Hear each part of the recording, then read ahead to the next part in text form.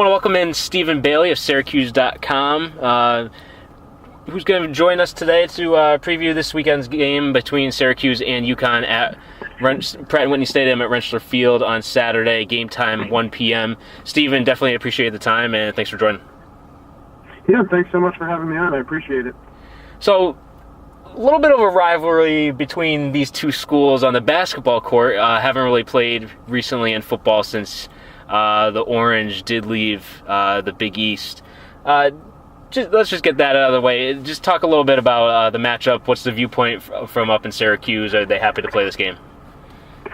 Yeah, I think Syracuse fans are excited for this game. I don't think it's viewed as a rivalry game. I think it's a school that fans are familiar with. There's a fierce basketball rivalry. Two schools who were both trying to get into the ACC, and now obviously UConn's trying to still get into the Power Five. So I think all of that is interesting.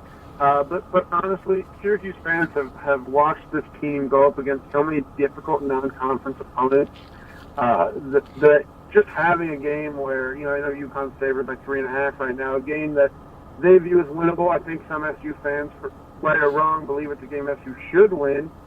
Just excited to have a game where Syracuse, it should have that chance. I think it should be a good game, a fourth quarter game.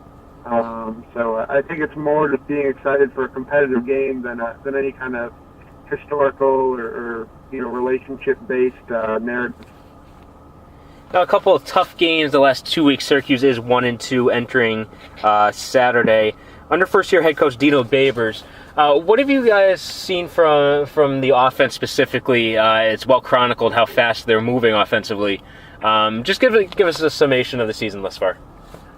Sure, yeah, so Dino's installing his hurry-up spread here. He's found some success. Quarterback Eric Dunn is a sophomore, capable of making all the throws. He's looked, he hasn't, at least in my opinion, looked quite as good in games as he did last year. He doesn't have the same zip on his ball, overthrown a couple. I kind of wonder, the quarterback threw a lot during camp, more reps than he's ever done, so you wonder if that warned him at all. But really capable player, guy who can make plays with his feet.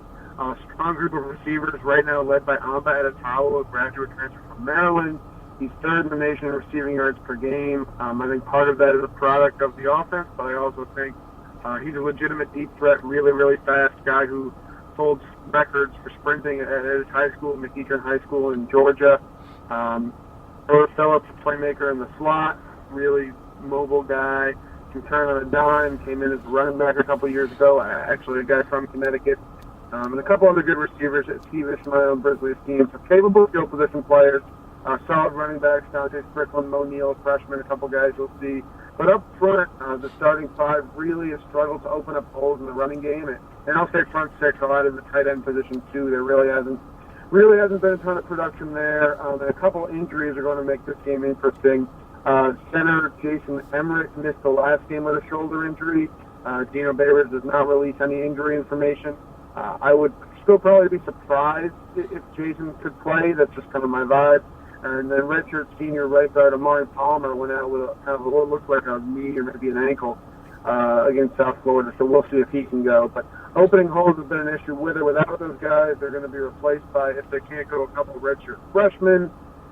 So to me, that's the biggest question is can this offensive line open up some holes for the running game and create, opportunities for play action and some downfield passing.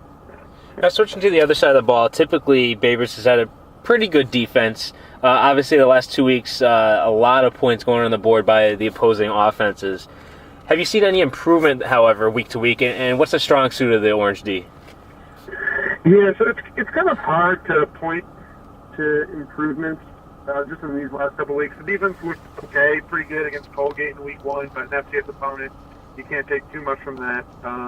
Louisville came in, and obviously it was the Lamar Jackson show. Absolutely unbelievable. They put up 62, although after the Florida State game, Syracuse probably feel a little bit better about that. And then South Florida came in, a really, really good South Florida team with two great athletes in the backfield, and Quentin Flowers and Marlon Mack, and they torched SU as well.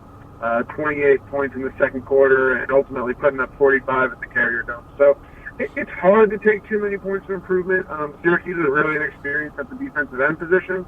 I thought those guys kept contained a little bit better, but there were still some plays, some mistakes that just the faster, more talented athletes were able to exploit.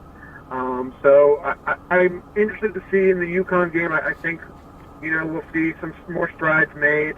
The injuries have really hampered the unit as a whole. Free safety Antoine Cordy, who's a really, really good playmaker, great instincts. He's their nickel corner. Suffered a season-ending injury, a forearm injury. Their number 2 cornerback, Juwan Dowell, suffered a season-ending knee injury.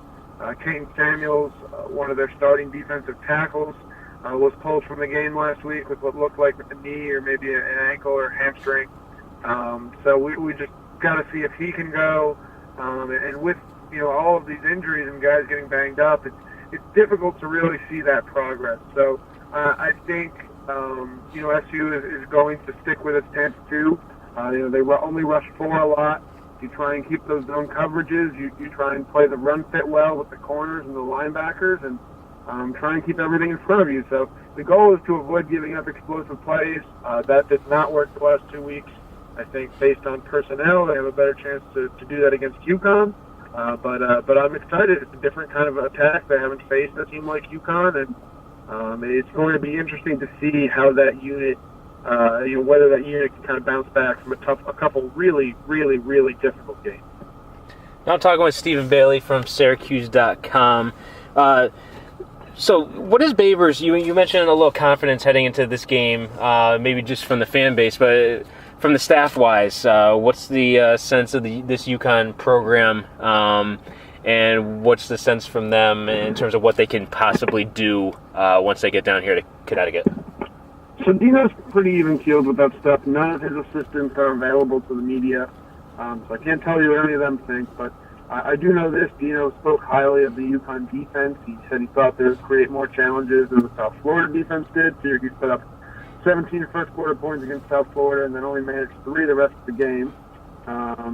So I think Dino's got some good respect for the defense. He's definitely aware of Sheriff's ability to extend plays, and with a young defense that's been making mistakes, a guy who can do that is certainly someone to watch out for. It's kind of hard to get a vibe on whether Syracuse thinks this is a game they should win or what. Personally, I think it's going to be a fourth-quarter game. I think it's going to come down to, taking care of the football and making good decisions at the end of the game, and obviously taking advantage of your red zone opportunities down there. So, Dino didn't give away too much, but definitely a lot of respect for the UConn defense, and he knows that the offense is certainly capable of scoring some points too. And final question for Stephen Bailey at Syracuse.com. With the quick movement of the offense, have you seen opposing defenses try to do any tactics to try to slow the offense down a bit? There was some discussion of that at Bob Diaco's press conference this week. He said we will not be having defenders lie down and play dead on the field by any stretch. That's not what he does. But have you seen that at all from opposing defenses to this point? Yeah, well, you never know what an injury or cramp or a fake or someone tying their shoe. Louisville had, I think, 4 guys go down during the game a couple weeks ago. It's hard to say which are legitimate, which aren't. It did seem like against Florida State, a couple of their defenders went down again, so maybe they're really just not conditioned for it. I don't know. It's hard to say exactly what's going on, but that definitely affected how quickly Syracuse could go.